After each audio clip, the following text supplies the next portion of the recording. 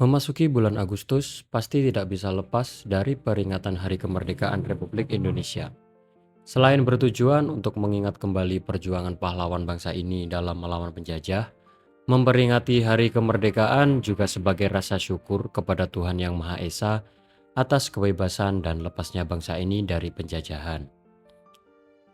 Bermacam kegiatan dilaksanakan di tiap-tiap daerah. Umumnya kegiatan memperingati kemerdekaan atau 17-an dalam skala kecil seperti perlombaan panjat pinang, balap karung, makan kerupuk, balap kelereng, dan sebagainya.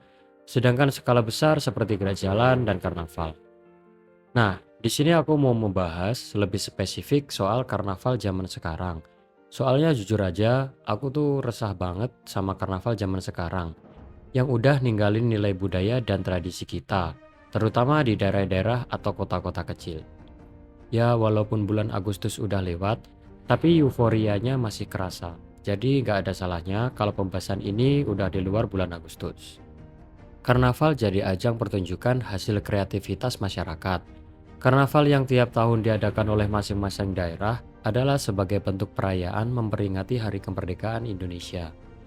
Dengan adanya karnaval, sebenarnya masyarakat ingin mengenang perjuangan para pahlawan untuk memerdekakan bangsa Indonesia, serta melestarikan budaya peninggalan nenek moyang yang telah dipertahankan masyarakat, dan membuat budaya Indonesia yang sudah susah payah dibangun oleh nenek moyang dan diperjuangkan oleh pahlawan Indonesia menjadi hal yang memorable dalam kehidupan bermasyarakat. Bermacam-macam penampilan ditampilkan peserta karnaval dengan tema yang berbeda. Yang menjadi ciri khas karnaval adalah menampilkan kesenian seperti tari tradisional, pakaian tradisional, menampilkan tema kerajaan-kerajaan dengan kereta kencana, mengisahkan masa penjajahan, dan menampilkan drama teatrikal perjuangan-perjuangan dalam melawan penjajah. Atau tema-tema lain yang menunjukkan kreativitas para peserta.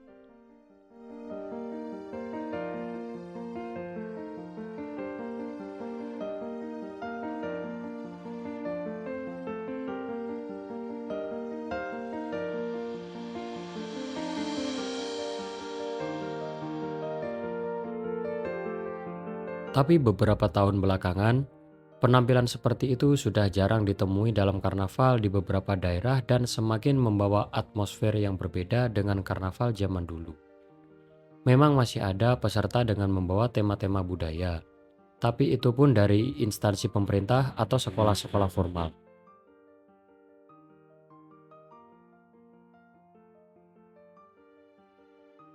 Sedangkan saat ini, karnaval lebih dijadikan sebagai media adu suara sound system oleh masyarakat.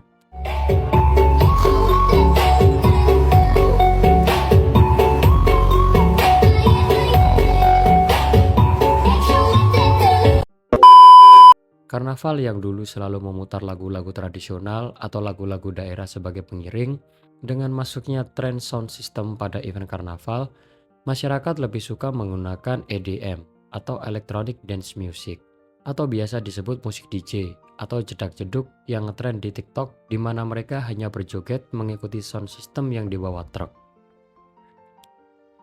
Kebanyakan mereka hanya memakai kaos bertuliskan grup mereka, tanpa memakai kostum-kostum tertentu atau memakai atribut-atribut budaya. Kalaupun mereka memakai baju tradisional, tapi dengan gaya yang keluar dari pakem. Dan parahnya lagi, mereka akan menampilkan jogetan-jogetan yang erotis dan menjijikkan. Gimana nggak menjijikkan? Mereka yang kebanyakan wanita, memakai kebaya tapi tidak sesuai dengan cara berpakaian yang benar. Lalu mereka berjoget erotis di depan umum dengan percaya dirinya tanpa rasa malu, dan lebih parah lagi, banyak anak-anak yang melihatnya.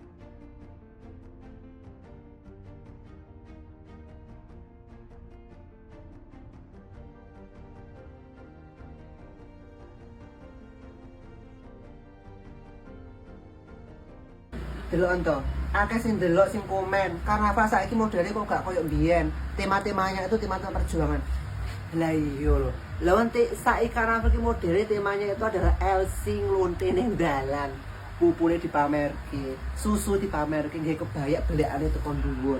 Kayak temane apa era lonte LC ning dalan didol ning dalan iki dengan gratisnya. Jangan berharap kalau karena pas saiki modelnya perjuangan ini bobrok. Dan mereka menganggap itu adalah budaya. Budaya dari mana? Kalau mereka saja berpenampilan tidak sesuai pakem budaya Indonesia. Di mana peringatan kemerdekaan yang seharusnya dirayakan dengan menjunjung tinggi asas moral dan budaya asli Indonesia malah dinodai dengan jogetan-jogetan erotis yang menjijikkan.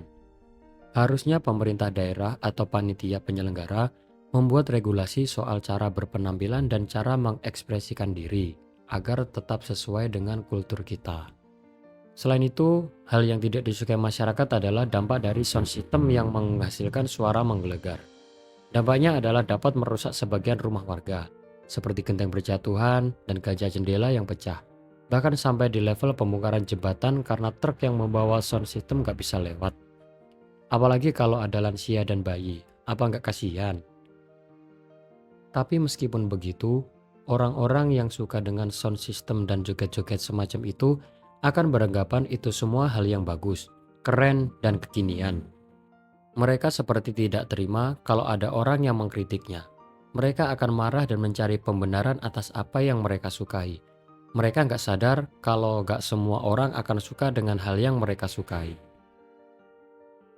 Mengikuti zaman itu harus. Mengikuti tren juga hal yang bagus selama tren itu baik dan tidak merugikan orang lain. Jangan sampai hanya karena tren kita melupakan jati diri kita, siapa kita. Kita bangsa yang besar dengan keragaman budaya. Budaya kita budaya yang menjunjung tinggi norma-norma sosial. Tugas kita hanya mengingat dan melestarikan agar tidak lupa perjuangan orang-orang terdahulu, agar kita tahu siapa diri kita sebenarnya.